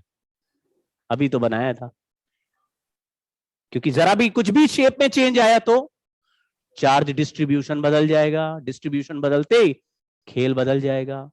तो कुछ ऐसा सोचा गया कि यार कोई ऐसी प्रॉपर्टी बना लेते हैं जो ऑल अक्रॉस हर कंडक्टर के लिए एक जैसी डिफाइन की जा सके। उसी प्रॉपर्टी को हम कैपेसिटेंस के नाम से जान लेंगे, ठीक है। और हम उसको बहुत जनरल बना देंगे। जैसे हर वायर का रेजिस्टेंस सेम होता है क्या? हर वायर का रेजिस्टेंस सेम नहीं होता। तो V is equal to I R वाला फॉर्मूला किस वायर के लिए लगा सकते हैं? किसी के लिए भी लगाओ। तो V is equal to I R में हर वायर पे एक ही बैटरी लगाने से तो करंट अलग अलग आता है। तो तुम क्या बोलोगे, अरे का रेजिस्टेंस अलग है, फॉर्मूला सेम ही लगा रहे हो, समझ गए ना? तो आसान हो गया ना, सबका रेजिस्टेंस अलग है लेकिन जिसका रेजिस्टेंस पता है V is equal to I R में R का वैल्यू रखोगे आई आ जाएगा, समझे क्या? कुछ ऐसा ही रिजल्ट हम यहां बनाएंगे। कैपेसिटेंस, हाँ ये आ गया। केवल पढ़ना है, ज्यादा दिमाग नहीं लगाना, पढ़ लो। Capacitance of a conductor is a measure of ability of conductor to store charge on it at a particular voltage. Voltage को हम पोटेंशियल भी कह सकते हैं। वोल्टेज थोड़ा जनरल देसी भाषा में पोटेंशियल के लिए बोला जाता है। असली साइंटिफिक टर्म है पोटेंशियल, हम लोग आम भाषा में वोल्टेज बोलते हैं। उसका एक रीजन ये भी है कि जब हम एसी सर्किट में जाते हैं तो वहां पे पोटेंशियल और पोटेंशियल डिफरेंस कुछ फिक्स नहीं रहता। एसी है ना, वो लगातार क्या आता है, तो जब तक तुम पोटेंशियल बोलोगे तब तक ही बदल जाएगा वैल्यू। तुम बोलोगे पोटेंशियल 10 वोल्ट, बदल गया, तो फिर वो बदलता बदलता टर्म है, तो वो पोटेंशियल वर्ड हटा के वोल्टेज लिख दिया है। तो आपको वोल्टेज शब्द सुन के ऐसा आइडिया लग जाता है ना, किसी बोलो वोल्टेज ज्यादा है तो तुमको ऐसा फील होता है कि अभी बल्ब लगाएंगे तो ज्यादा चमकेगा। वोल्टेज कम है तो कम वोल्टेज, मतलब बल्ब के अक्रॉस पोटेंशियल डिफरेंस कम रहेगा तो कम करंट जाएगा तो कम चमकेगा। थोड़ा ऐसा फीलिंग नहीं आती है? कम वोल्टेज मतलब स्मॉलर बैटरी लगी हुई है, छोटी छोटी बैटरी है। हाँ, तो वोल्टेज को पोटेंशियल डिफरेंस कहते हैं, एट अ पर्टिकुलर वोल्टेज और potential. Capacitance ability to store charge, ठीक। अब at a particular voltage, sense बनाना। एक कंडक्टर को हमने चार्ज क्यू दिया, चार्ज क्यू फैल गया, तो क्यू चार्ज की वजह से इसके सरफेस के हर पॉइंट का पोटेंशियल V है। अगर हम इसको 2Q चार्ज दे दें तो जहां पर जो भी चार्ज था उसका डबल हो गया, तो डबल चार्ज डबल पोटेंशियल बना देगा, क्योंकि पोटेंशियल एक स्केलर क्वांटिटी है। ये बात समझते हो आप? Yes sir. समझते हो? Yes sir. तो Q चार्ज से अगर पोटेंशियल V बन रहा है और मैंने 2Q डाल दिया तो पहले वाला Q V बना चुका है और तुमने दूसरा Q दे दिया, तो वो कितना बनाएगा? वो फिर से वैसा ही फैल जाएगा और फिर से और कितना बना देगा? V और बना देगा। टोटल कितना हो जाएगा? तो 2Q चार्ज से 2V बन रहा है। 3Q चार्ज होता तो यानी चार्ज और वोल्टेज आपस में। तो लोग थोड़ा कंफ्यूज होते हैं, बोलते हैं सर तो चार्ज से पोटेंशियल बन रहा है या पोटेंशियल से चार्ज बन रहा है? समझ रहे? चार्ज दे रहे, हाँ। अब इसका उल्टा भी है, इसलिए कोई मुर्गी पहले आई अंडा पहले आया इसका फर्क नहीं पड़ेगा। तो पोटेंशियल से भी चार्ज डिलीवर होगा। देखो ध्यान से, एक कंडक्टर हमने लिया, इसको एक बैटरी से कनेक्ट कर दिया। बैटरी पहचान गई है? ऐसे एक छोटी डंडी बनाते हैं, एक बड़ी डंडी बनाते हैं, और ऐसे बैटरी है। और फिर इसको अर्थिंग कर दिया।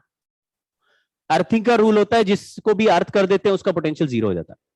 मान लो कि तुम 5 वोल्ट की बैटरी खरीद के लाए और उसके एक टर्मिनल को 0 पे भेज दिया, तो 2 प्लेट जो बैटरी की होती है, यानी पॉजिटिव नेगेटिव 2, आपने देखा ना बैटरी छोटे छोटे सेल होते हैं, एक जगह प्लस लिखा रहता है, एक जगह। मान लो उसमें वो जो बैटरी है वो 1 वोल्ट का बैटरी है, तो वो ये बोल रहा है कि पॉजिटिव टर्मिनल नेगेटिव टर्मिनल से 1 वोल्ट हायर है। यानी अगर पॉजिटिव टर्मिनल 100 वोल्ट का है तो नेगेटिव टर्मिनल 99 वोल्ट का है, मतलब वो नेगेटिव नहीं है, दोनों पॉजिटिव हो सकते हैं, डिफरेंस। तो अभी मैंने इसके नेगेटिव टर्मिनल को अर्थिंग कर दिया, मतलब उसको क्या बोल दिया?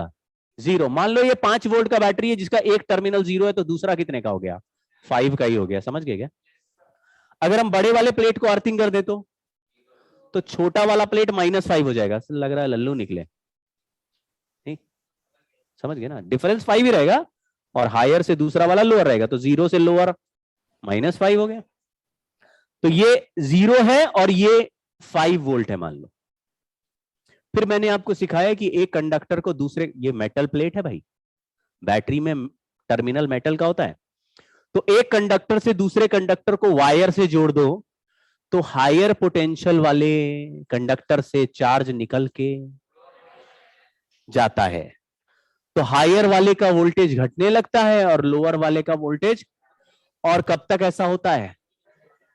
जब तक दोनों के पोटेंशियल सेम ना हो जाए। ऐसा होता है नॉर्मल कंडक्टर्स में। लेकिन ये कंडक्टर नहीं है, ये बैटरी है। नीचे जो है बैटरी है, और बैटरी के अंदर एक मैजिक है। मैजिकली बैटरी चार्ज भेजने पर भी अपना वोल्टेज घटाती नहीं। ठीक है, तो बैटरी के लिए क्या बोलना होता है हमेशा? Battery is a source of constant potential difference. Battery is a source of. तो बैटरी अगर 5 वोल्ट की लाई और बल्ब लगा दिया तो बैटरी 5 वोल्ट पे ही लगेगा और करंट फ्लो कराता रहेगा, तो बल्ब चमकता रहा, इधर से इधर चार्ज जा रहा है। तो ऐसे थोड़ी ना हुआ चार्ज गया और बल्ब बुझ गया, ऐसा होता है क्या? चार्ज आता ही जा रहा है। बैटरी के अंदर जब तक चार्ज है तब तक चार्ज लगातार चलता रहेगा और बल्ब चमकता रहेगा। फिर जब बैटरी डिस्चार्ज हो जाएगा तो बल्ब एक बार में ही शांत हो जाएगा। खत्म हो गया, शांत हो गया। तो ये जो प्लेट है ये 5 वोल्ट पर ही रहेगा और कंडक्टर में शुरुआत में कोई चार्ज नहीं, मतलब कंडक्टर 0 वोल्ट पे है। तो चार्ज कहां से कहां चलेगा? बैटरी से इस कंडक्टर की तरफ चल रहा है और बैटरी अपना 5 वोल्ट घटा नहीं रहा, वो 5 पे ही बैठा हुआ है। तो चार्ज गया, इसका वोल्टेज बढ़ के 1 वोल्ट हो गया। चार्जिंग होगी फर्दर की नहीं होगी? होगी। कब तक चार्जिंग होती रहेगी? 5 वोल्ट तक। तो 5 वोल्ट पहुंचते पहुंचते कैपेसिटर, इस कंडक्टर के पास एक चार्ज आ गया है।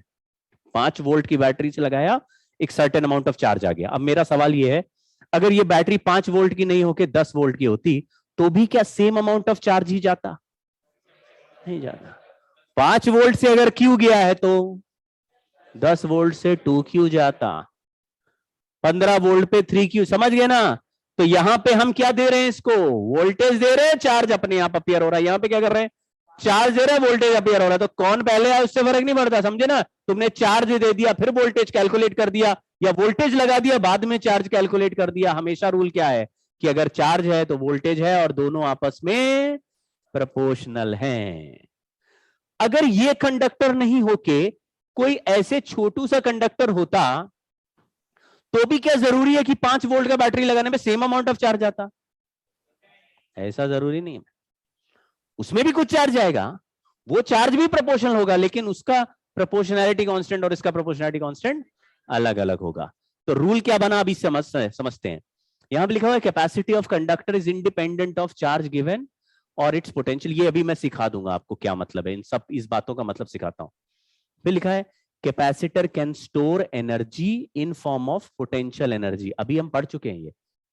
अगर कैपेसिटर को चार्ज दोगे तो चार्ज सरफेस पे स्टोर कर लेगा और अपने चारों तरफ इलेक्ट्रिक फील्ड बना लेगा और उस फील्ड में पोटेंशियल एनर्जी स्टोर कर लेगा। तो कहीं पर भी कंडक्टर रखा है और उसको चार्ज दे दिया तो उसने क्या स्टोर कर रखा है? चार्ज भी स्टोर कर रखा है और उस चार्ज के फील्ड में एनर्जी भी स्टोर कर रखा है। तो कैपेसिटर किस टाइप का डिवाइस हो गया? आप बोलेंगे ये तो स्टोरेज डिवाइस हो गया। तो ये क्या स्टोर करता है? Charge and energy. अगर आपने एक मेटल को चार्ज कर दिया है और उसको यहां से यहां ट्रैवल करा के ले जा रहे हो तो तुम क्या लेके जा रहे हो? बोले चार्ज लेके जा रहे हैं। और क्या लेके जा रहे हैं?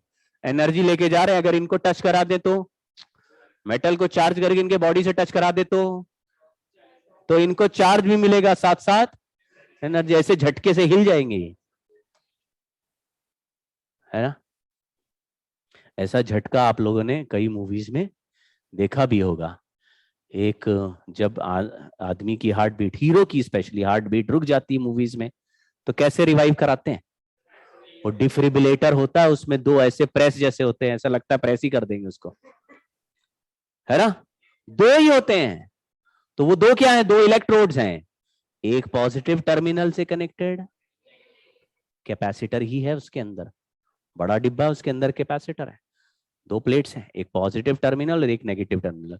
तो पॉजिटिव टर्मिनल का चार्ज कहां जाने को तैयार है, आपस में टच कराओगे तो सीधा चला जाएगा, जैसे दो वायर को आपस में टच कराते हैं तो स्पार्किंग होती है ना, करंट फ्लो करता है, वैसे ही इलेक्ट्रोड्स हैं चार्ज, उसको ऐसे टच कराते हैं तो बॉडी के अंदर से चार्ज फ्लो के जाता है, तो एक इलेक्ट्रिकल इंपल्स ऐसे ऐसे झटका बस जनरेट करता है, झटका। तो एक बार झटका जाएगा तो हार्ट बीट दोबारा स्टार्ट हो सकती है। यानी हार्ट को बीट करने के लिए न्यूरॉन्स चाहिए ना, लगातार ब्रेन भेजता है सिग्नल कि बीट करो बीट करो, हर समय होता होगा, हर समय ही होता होगा इंडिपेंडेंट। अच्छा, लेकिन अगर अच्छा, तो इलेक्ट्रिकल सिग्नल भेजने से मसल्स कुछ हिलते होंगे, जिससे कि हार्ट को याद आ जाता होगा कि भाई अरे हम तो सो गए थे, तो भेजने से कुछ होता होगा। लेकिन हमारे यहां सॉकेट भी तो होते हैं, आदमी उंगली उसी में घुसे दो, बहुत देर तक लगता है कभी तो उठेगा, ऐसा नहीं करते, क्यों? क्योंकि ये कांस्टेंट पोटेंशियल, इसके अंदर बैटरी की जादू है, ये जो बैटरी इधर है इसमें से करंट खींचने से इसका चार्ज कभी खत्म, तो ये प्रोलॉन्ग्ड लगातार करंट भेजेगा, और हमें केवल एक इंपल्स चाहिए और उसके बाद रुक जाए, रुक जाए। कैपेसिटर में यही होता है, चार्ज है उसको डिस्चार्ज करोगे तो उसका चार्ज गायब हो जाएगा। तो अगर इसको मैंने टच किया तो इसका चार्ज एक झटके से मेरे बॉडी में घुसेगा और चार्ज खत्म हो जाएगा। तो हमको केवल झटका चाहिए, लगातार करंट नहीं चाहिए। हाँ, है ना, ये लो। कैपेसिटेंस को लेके दो तरह की बातें होंगी, किसी भी कंडक्टर को कैपेसिटर कह सकते हैं, किसी को भी, ठीक है। तो ये एक कंडक्टर है कोई रैंडम शेप का, इसको कितना चार्ज दिया, इसका सरफेस का पोटेंशियल है V, मतलब हर जगह का पोटेंशियल इसके सरफेस का V है। तो हमने बोला इसका चार्ज और पोटेंशियल आपस में प्रोपोर्शनल है, तो Q इज इक्वल टू, ये प्रोपोर्शनैलिटी कांस्टेंट लगाया, इसी प्रोपोर्शनैलिटी कांस्टेंट का नाम रखा है कैपेसिटेंस ऑफ अ कैपेसिटर। तो किसी भी कंडक्टर को कंडक्टर भी कह सकते हैं और कैपेसिटर सकते हैं, और कंडेंस, तो तीसरा नाम भी है कंडेंसर, समझे। तो अगर आपका बिजली वाला बोलता है कि पंखे का कंडेंसर बदलना पड़ेगा, तो आप समझ जाइए कैपेसिटर की बात कर रहा है। तो दूसरा बिजली वाला बोला नहीं नहीं हम कैपेसिटर बदलेंगे, तो दोनों सेम बात कर रहे हैं। कैपेसिटेंस का फॉर्मूला देखने में ऐसा लग रहा है कि Q बाई V से आया, लेकिन ये Q और V पे डिपेंड नहीं करेगा, ये मेटल का अपना प्रॉपर्टी है। मैंने अभी क्या सिखाया, अगर Q चार्ज देने से पोटेंशियल V बनेगा, तो 2Q देने से और 3Q देने से, तो फिर Q जैसे बढ़ाओगे वैसे ही V बढ़ेगा, रेशियो हर बार फिक्स आ जाएगा, ठीक है। तो मान लीजिए किसी तरीके से हमने ये पता लगाया कि इस पे चार्ज 50 कूलम है, 50 कूलम है, और इसके सरफेस का वोल्टेज 10 वोल्ट है, 50 कूलम चार्ज है और 10 वोल्ट का सरफेस है। तो मैंने इनका रेशियो ले लिया, कैपेसिटेंस का वैल्यू कितना आया 5। अब ये चार्ज हटा भी दो तो भी कैपेसिटेंस क्या रहेगा 5। एक बार कैपेसिटेंस कैलकुलेट हुआ तो जब तक ये कंडक्टर ऐसा दिखेगा तब तक इसका कैपेसिटेंस ये रहेगा। ऐसा दिखेगा मतलब इसका शेप बदल दोगे तो ऑब्वियसली चार्ज डिस्ट्रीब्यूशन बदल जाएगा, सब बदल जाएगा। तो 5 है, तो इस पे एक पर्ची लगा दी, उस पे लिख दिया कैपेसिटेंस इज 5। अब इसको 10 साल के लिए भी कहीं रख दो, 10 साल बाद भी निकालोगे तो भी कैपेसिटेंस क्या रहेगा। अगर उस दिन इस पे 5 वोल्ट की बैटरी हमने कनेक्ट कर दी तो उस दिन उस पे चार्ज कितना आ जाएगा, फिर से सुनो।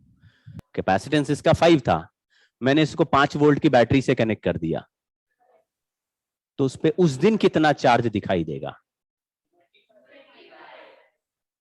5 कैपेसिटेंस है इसका और 5 वोल्ट की बैटरी लगा दी, 5 वोल्ट की बैटरी लगाई, कितना चार्ज उस पे आ गया? किसी दिन उस पे 100 कूलम का चार्ज था, तो उस दिन उसका वोल्टेज कितना था, यानी पोटेंशियल कितना रहा होगा? तो आपको थोड़ा थोड़ा आइडिया लग रहा है कि किसी भी दिन चार्ज और वोल्टेज का रेशियो कैपेसिटेंस का जो वैल्यू है वही रहेगा। वो एक दिन कैलकुलेट कर दिया तो किसी दिन चार्ज बदल दोगे तो वोल्टेज बदल जाएगा, वोल्टेज बदल दोगे तो चार्ज बदल जाएगा, लेकिन कैपेसिटेंस एक बार कैलकुलेट हो गया तो हर कंडक्टर का एक ही कैपेसिटेंस रहेगा क्या? इसका तो 5 है, किसी का 4 भी होगा, तो उसके चार्ज और वोल्टेज का रेशियो एक दिन 4 आया, उसका 4 हो गया, 4 परमानेंटली 4 ही हो गया, ठीक है ना? तो कभी भी उस कैपेसिटर को उठाओगे उसका कैपेसिटेंस कितना दिखेगा? 4।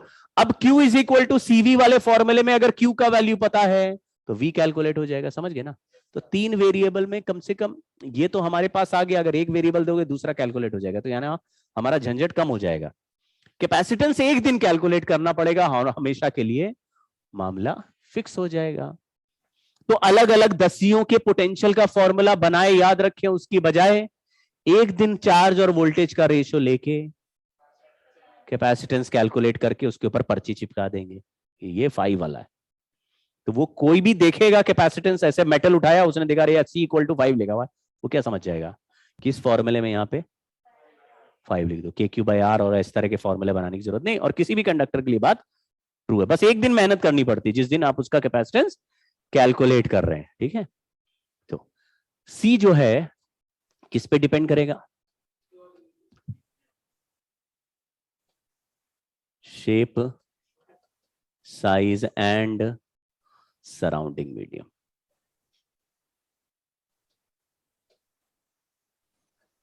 Shape, size and surrounding medium. Surrounding medium की जरूरत इसलिए होती है क्योंकि जो इलेक्ट्रिक फील्ड बनती है वो कहां बन रही है? सराउंडिंग मीडियम में। तो जो पोटेंशियल डिफरेंस आ रहा है वो इलेक्ट्रिक फील्ड की वजह से आ रहा है, मतलब ये जो पोटेंशियल जिसको कैलकुलेट कर रहे हैं वो E.dr से बन रहा है। और E किस पे डिपेंड करता है? मतलब E तो चार्ज की वजह से बन रहा है, लेकिन बन तो रहा है यहाँ पे ना। अगर सराउंडिंग मीडियम बदल देंगे तो electric field diet electric constant K से डिवाइड हो जाता है, एक बार पढ़ा था हमने। तो बदलता है आंसर। जैसे मैंने बोला ये कैपेसिटर को, यानी ये मेटल है, इसको हवा में रखा तो इसका कैपेसिटेंस 5 आ रहा है, और इसको पानी में डाल दिया तो इसका कैपेसिटेंस 7 आ रहा है। तो तुम बोलोगे सराउंडिंग मीडियम बदलने से फर्क पड़ता है, मेटल सेम है लेकिन वो एनर्जी स्टोर कर कहां रहा है? जहां फील्ड बना रहा, फील्ड कहां है? मीडियम में है, तो वो अलग फील्ड बनाने लगेगा, अलग एनर्जी बनाने लगेगा। बदलती है कहानी। और ये इंडिपेंडेंट ऑफ चार्ज एंड, पता ही नहीं बोलना। एक बार वोल्टेज का वैल्यू 10 वोल्ट था तब कैपेसिटेंस 5 आया था, अब वोल्टेज 20 कर दिया तो कैपेसिटेंस कितना हो गया? वो 5 ही रहेगा भाई। वोल्टेज बदलने से चार्ज बदलेगा, कैपेसिटेंस एक बार कैलकुलेट हुआ तो चेंज नहीं होगा वो, उसके लिए वो उसको चेंज करना तो क्या करना पड़ेगा? मीडियम से। अब या तो मेटल का शेप और साइज बदलो, उसको स्फीयर को ऐसे पीट पीट के तुम क्यूब बना दोगे तो बदल गया कैपेसिटेंस उसका, उसके शेप के हिसाब से आ रहा है। छोटा स्फीयर का अलग होगा, बड़े स्फीयर का अलग होगा, समझ गए ना? तो शेप एक जैसा है लेकिन साइज अलग है तो आंसर अलग आएगा। और मीडियम भी देखना, 3 चीजें। बताओ जरा आंसर।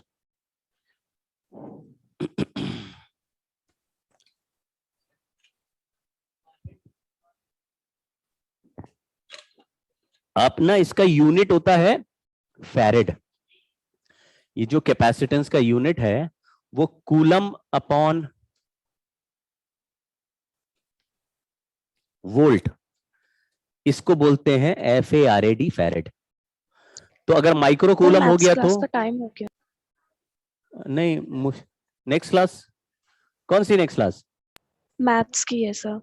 7 बजे नहीं, 7:15 होगी। सर मैं पोर्टल पे 7 का शो हो रहा है। नहीं, लेकिन मेरे पोर्टल में 7:15 दिखा रहा है। हा। चलो 2 मिनट और दो, बताओ आंसर बोलो जल्दी जल्दी। तो कैपेसिटेंस का आंसर एक बार का चार्ज और उसी समय का वोल्टेज का रेशियो लेने से आ जाता है। और चार्ज बदल दे तो कैपेसिटेंस बदलेगा क्या?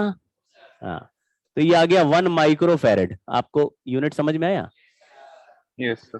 फिर लिखा हुआ है 40 माइक्रोकूलम चार्ज फर्दर एडेड, तो अभी टोटल चार्ज कितना हो गया? 60 हो गया। कैपेसिटेंस अब कितना हो गया? तो क्वेश्चन है Q is equal to CV का फॉर्मूला लगाना है।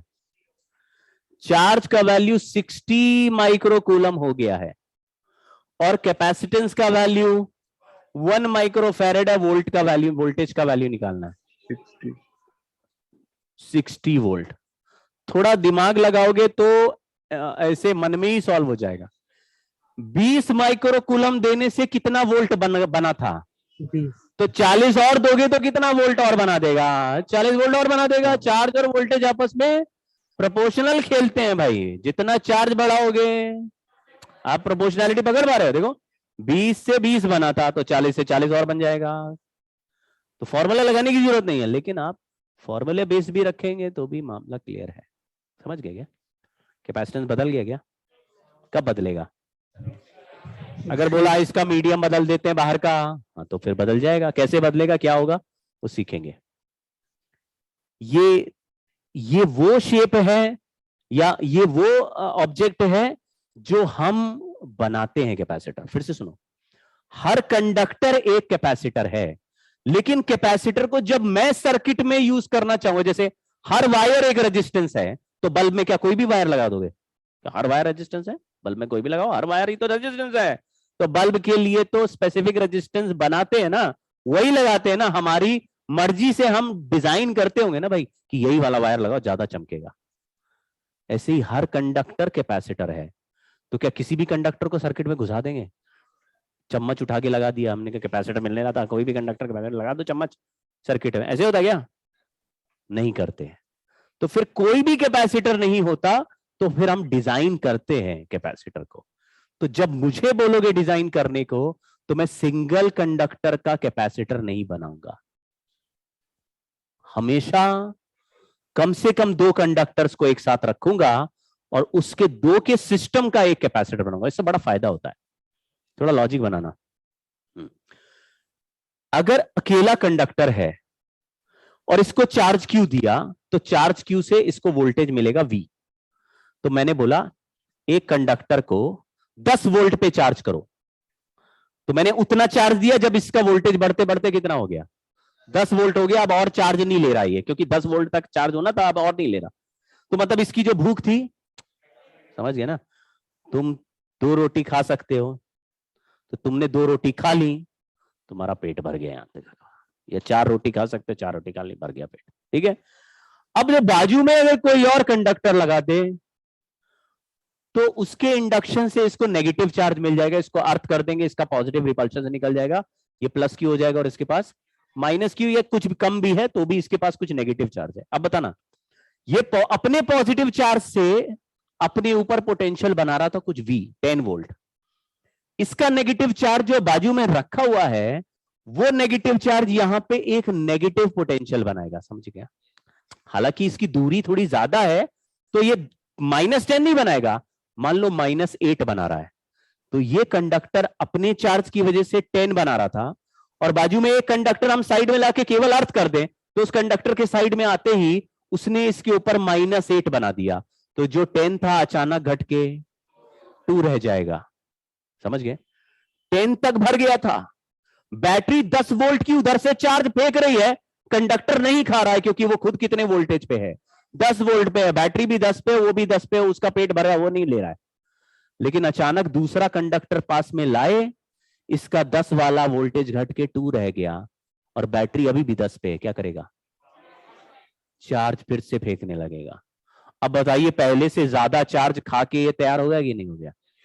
अब ये 10 वोल्ट पे पहुंचा। समझ गए ना? कंडक्टर वही, शेप साइज वही, बाजू में एक कंडक्टर लगाया, इसकी भूख बढ़ गई। समझे क्या? जब ना 2 लोग खा रहे हैं तो ये भी खा, 2 रोटी खा गया। जैसे तो नॉर्मली आइसक्रीम के साथ होता है।